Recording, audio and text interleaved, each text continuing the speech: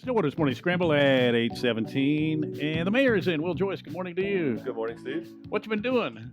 Oh, hanging out. So you were on last Monday, and then Monday night there was the council meeting, and then the follow-up, I believe, on Thursday night. Yep, we had two council meetings last week.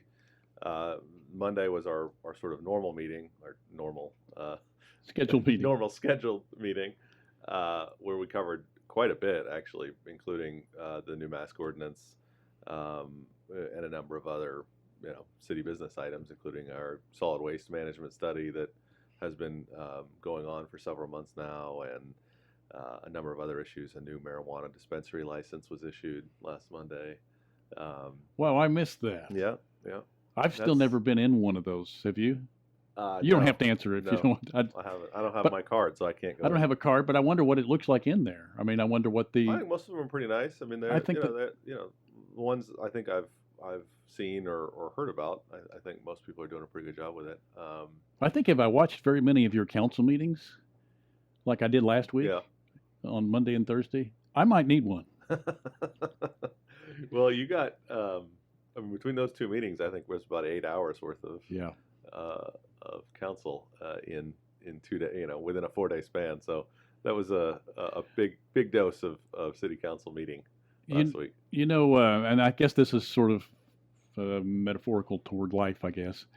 But for instance, if we lost 5 football games in a row, this would not be a fun place to work. Sure. It just wouldn't. I mean, angry. Yeah. People have all the answers. They're just hurting inside and have to vent. I kind of get the same feeling here, and the fact that there are times when I think when we've had sports bumps in the road or whatever, there have been people that called up and said stuff that they regretted later on, or maybe not. But I get the feeling that people just don't know how to express themselves right now. And then when you find like-minded people one way or another, you found a comfort zone. Mm. And that's kind of when I watched the meeting on Thursday, and we didn't see as much as we could hear them.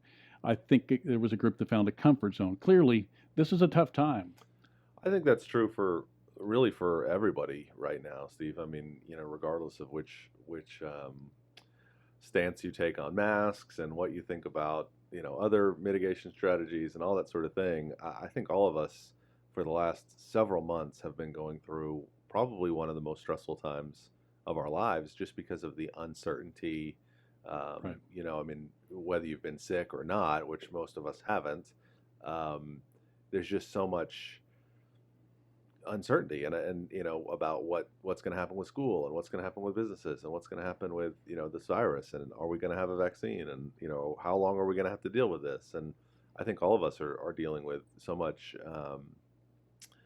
Some of it's fear, some of it's frustration with what's going on, and I don't know that there's anybody alive today who's really had to deal with this specific type of situation. Now, I mean, lots of people have been through much harder circumstances and much different sorts of things that created more stress. But from a society-wide sort of standpoint, I mean, everybody in our city and our state and our country is dealing with, I think, just a level of concern and anxiety right now that is unparalleled, really, in recent history, and that's for the length of time that we've been dealing with it, especially, right? I mean, it hasn't seemed to end at this point. And it's kind of a numbers game. When you affect this many people, you're going to have certain percentages.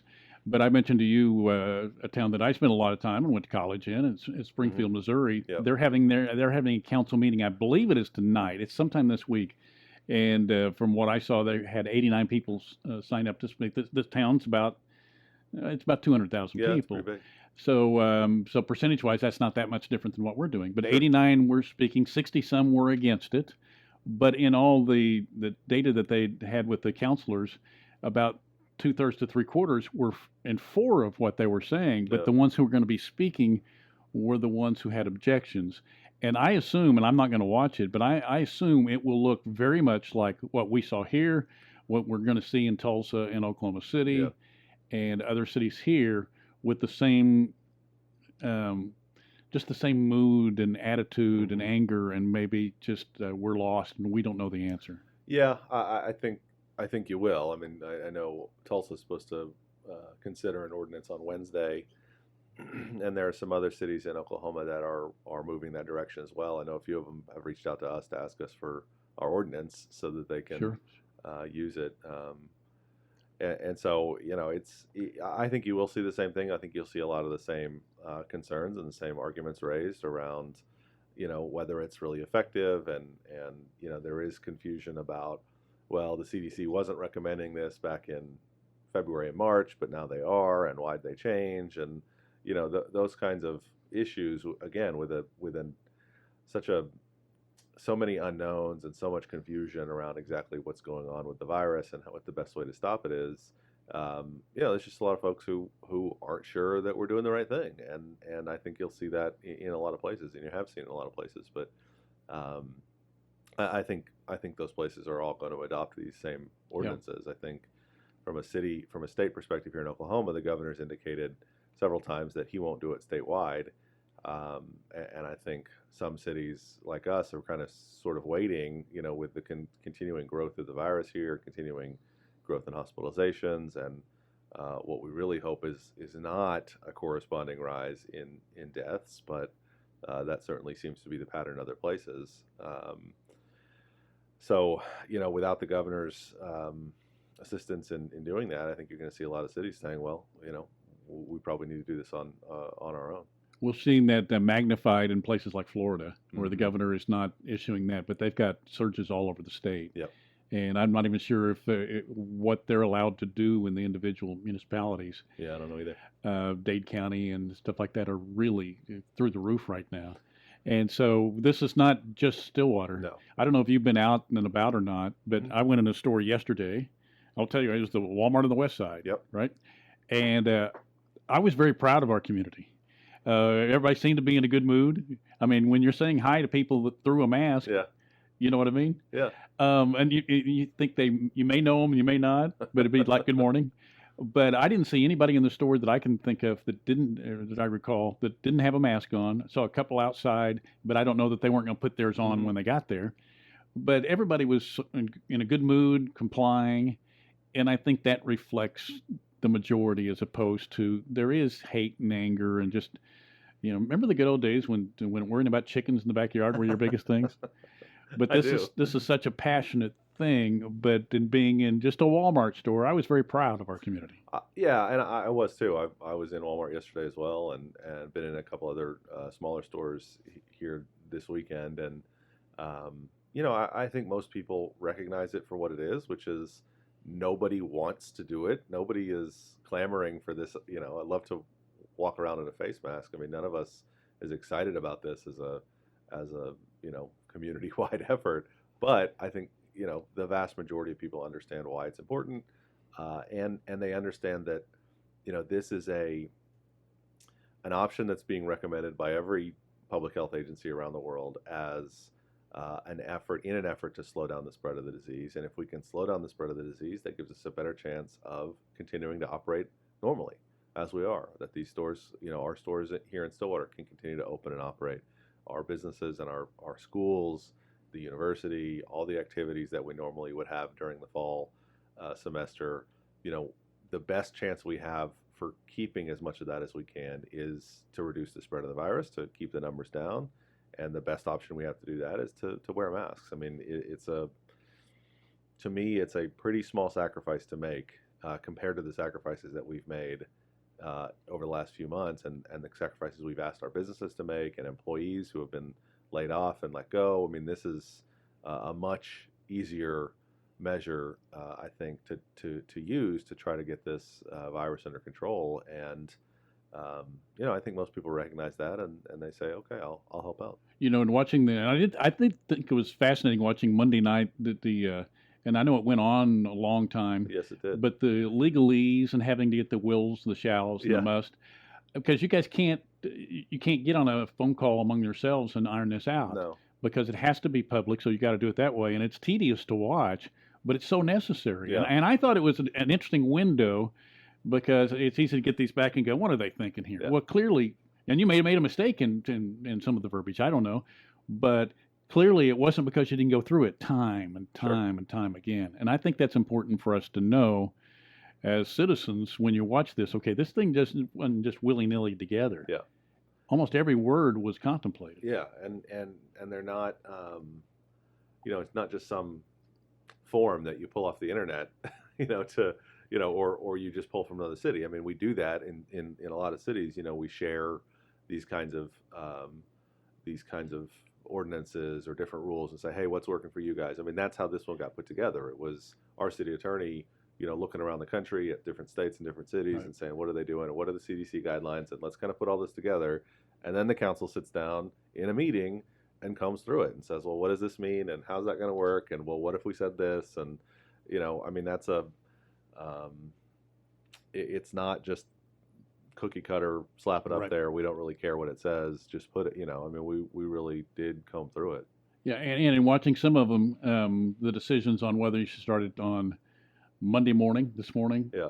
or Saturday.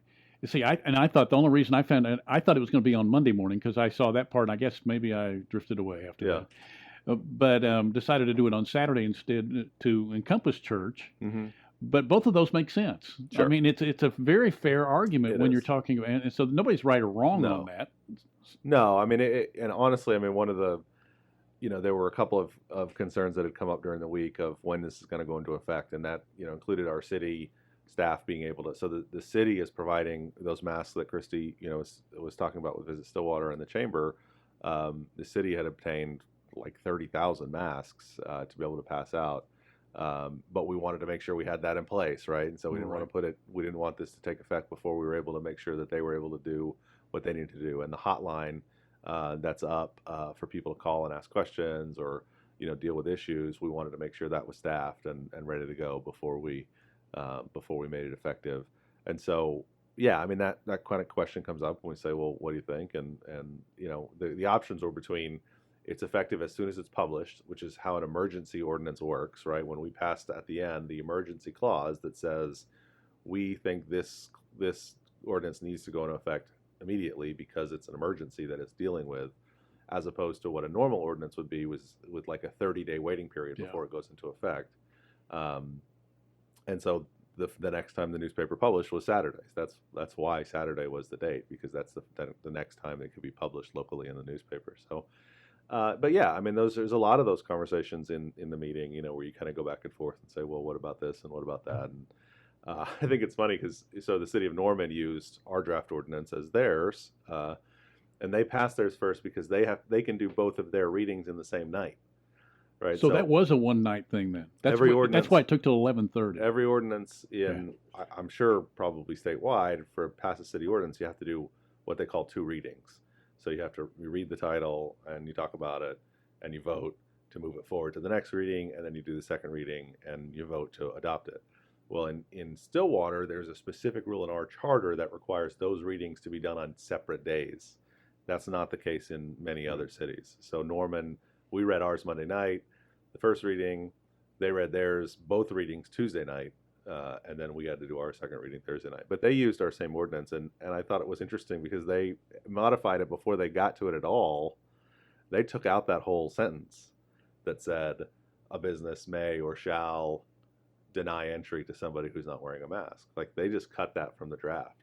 Okay. They just remained silent on it, which I think, looking back at it, you go, well, they were probably, they just avoided the conversation. Yeah. Right. Their ordinance doesn't say anything at all, which means they can't, they don't have that. They have basically the same rule we do, but they just didn't have that conversation in public. Right. Not that that's worse or better or anything, but I just thought it was interesting because. No, if it would have been reversed, if you could follow that, because you learn from a lead sometimes. You mentioned other cities in Tulsa and Oklahoma City we're looking at ours. Yes. Kansas, the whole state, and their governor has, which surprised me when I heard that. I was surprised. Have you done the same with, say, Manhattan? A college town, Kansas State, they've had some spikes there before with their athletic teams, but that would make sense, right? Yeah. To contact. Absolutely. Yeah, we do. And I, actually on Twitter, I have a group. You can create little groups of people that you follow, and I have one that's just Big 12 mayors.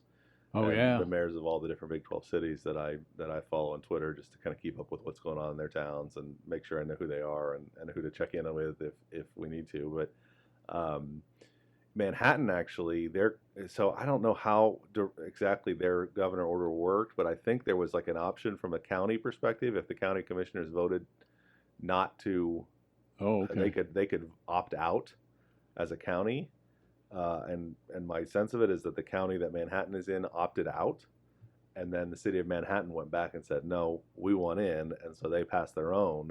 Okay. Okay. They basically passed it within the city of Manhattan separately. So um, their county had opted out of the state order, but the city opted back in. So they just did that this week too. And I think you see that in a lot of the university towns for sure, because of this concern around the fall, and because of the concern around uniformity, because the campuses are definitely requiring masks. Yeah, I thought the Um, one thing that was a winning formula, not that that's win or lose, we want what's best, but when you had Gary Clark speaking on behalf mhm. of Burns Hargis, Dr. Mark Moore Yep. came out, and so you had the education, then you had Denise Weber. Yeah. Hospital. So you have education and health, the leaders, the movers and the shakers, the people who are ultimately responsible for a lot of lives and Yeah. a lot of safety.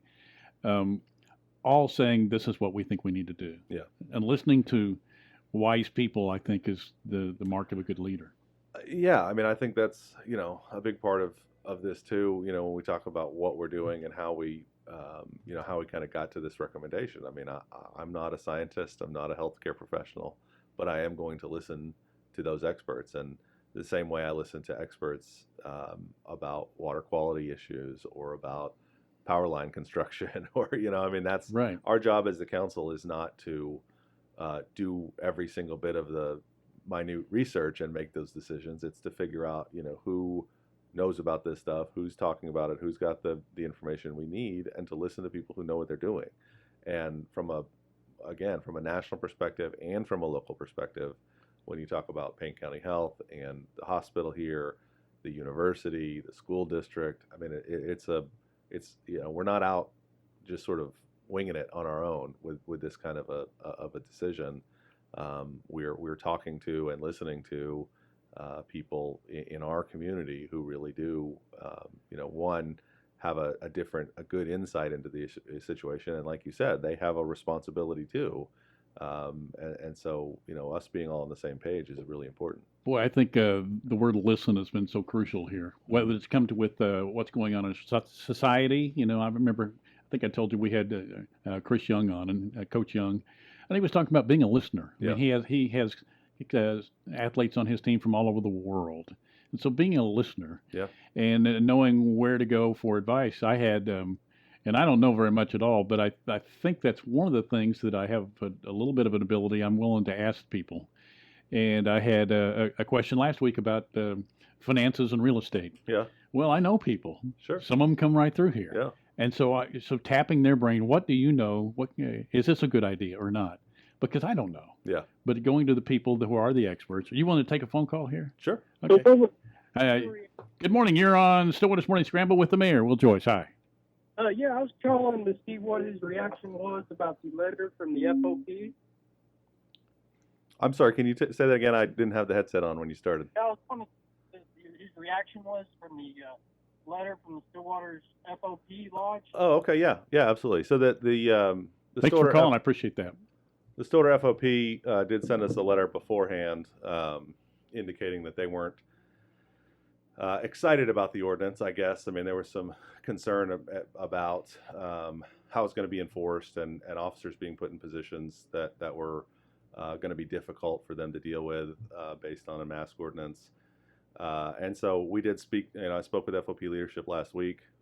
No, before last week, before our first meeting, to kind of chat about that and their concerns. And I think those were shared by the council, certainly shared by me, in terms of not wanting our police officers to to be put in situations where they were trying to enforce something that was not, either the city wasn't going to back them up, or that was going to create an overwhelming need for them to be places. Right? We don't have hundreds of officers out on the street at any given time, right? So if there was going to be situations where they had a lot to respond to, that was going to be problematic.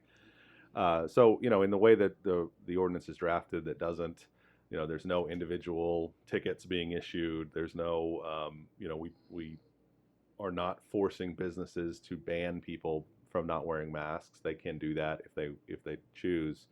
That was a lot of that sort of done around the idea of how this is going to be enforced, right? To keep the police from having to be engaged at a high level in these situations. And I'm not aware of anything particularly problematic this weekend, at least, with them having to be engaged there as well. So, I think there are officers who disagree with the mask mandate, just like there are lots of citizens in the city of Stillwater who disagree with the mask mandate. And I understand that, and they're entitled to their opinion just like anybody else is. But I also know that the Stillwater Police Force is professional, dedicated, has a high degree of trust with our community in Stillwater. I don't think anybody here in Stillwater views the police force as biased or problematic in any way. I think in the conversations around police, and we had a special meeting a few weeks back with Chief Watts, and all my discussions with the police and about the police in Stillwater with the public have been very positive. And so, I know that they're going to do a great job. They're going to be like they always are, professional, and will support the city in what its ordinances are. And always happy to talk with any of those officers about concerns that they have. But it's certainly, my commitment to the Stillwater Police Department to make sure that they're in a position to serve the city well. And to, if there are issues that need to be dealt with, we'll certainly deal with them. But I think we did pass an ordinance that really did take those concerns into consideration, and make sure we weren't putting our police in a situation that was going to be untenable for them. Very good. And my understanding was this weekend was pretty smooth. So I normally get notified if there's a problem, and I didn't get any. So that's good. I'm not saying there wasn't, but I didn't. I wasn't made aware of anything this weekend that was a problem. So, and I think that's, like you said, I mean, our community, I think, understands what the goal is here, and even folks who are not super excited about it. There's options if you don't want to go out and wear a mask. There's places that aren't going to make you, and there's also options like picking up curbside and getting delivery and that sort of thing if you need to. But I think most people, I'm going to run into Walmart for 10 minutes. I'll put a mask on. It's not as onerous as I think it is made out to be sometimes. But at the same time, there are people who can't. There are people with physical conditions. We talked a lot about that. If you have a physical condition or whatever that prevents you from wearing a mask, that is covered in the ordinance. It's exempted. Sports, kids that are out playing sports are not required to wear masks. You don't have to wear one when you're swimming. And again, there's no individual tickets or arrests or anything like that happening as a part of this ordinance. We're not fining people individually, and we're not arresting people. No one is going to go to jail for not wearing a mask. The only way that would happen is if you go into a business and you make a scene, they ask you to leave and you refuse to do so. It's going to be because of your conduct. It's going to be because of, because you chose to do that, and because the business owner wants to press a trespassing charge on you.